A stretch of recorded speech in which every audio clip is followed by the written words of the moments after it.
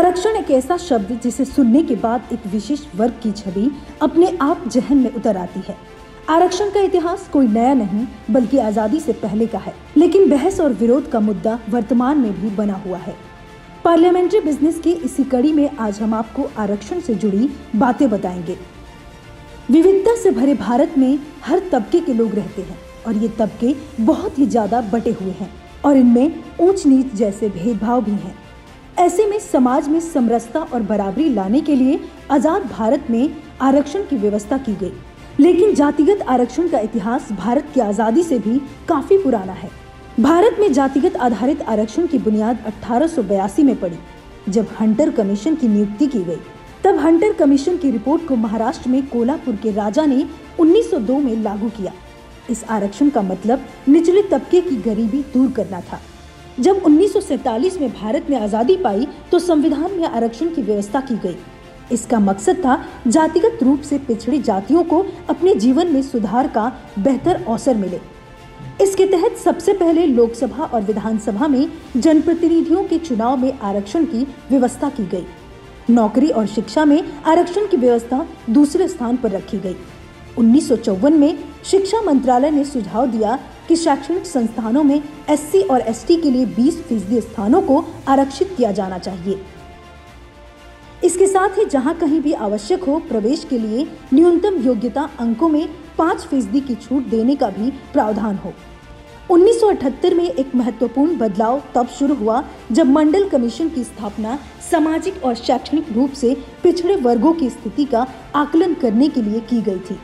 1982 में यह निर्देशित किया गया था कि सार्वजनिक क्षेत्र और सरकारी सहायता प्राप्त शिक्षण संस्थानों में क्रमशः 15% और 7.5% वैकेंसी एससी और एसटी उम्मीदवारों के लिए आरक्षित की जानी चाहिए।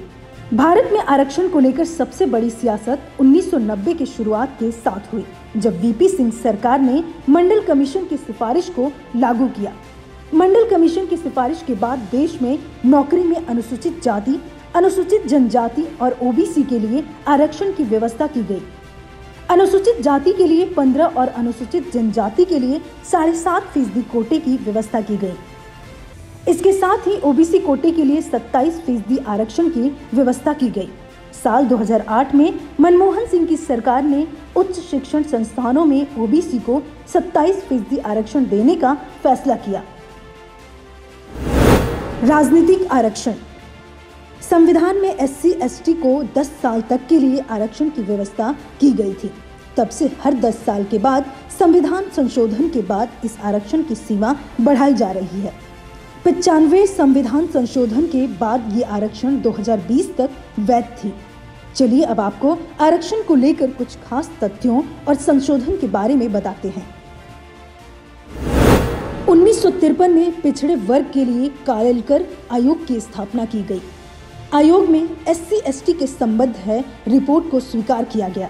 ओबीसी वर्ग के लिए की गई सिफारिशों को अस्वीकार कर दिया गया। 1956 में काका कालेलकर की रिपोर्ट में संशोधन किया गया। 1979 में मंडल आयोग को स्थापित किया गया। 1980 में मौजूदा कोटा में बदलाव करने की सिफारिश की गई। 1991 में नरसिम्हा राव सरकार ने अलग से गरीबों के लिए 10% आरक्षण शुरू किया। आपको बता दें कि समय समय पर आरक्षण को लेकर भारतीय संविधान में संशोधन किए गए हैं। अगर गौर करें तो पता चलेगा कि आरक्षण का एक लंबा चौड़ा इतिहास है। Bureau report, parliamentary business.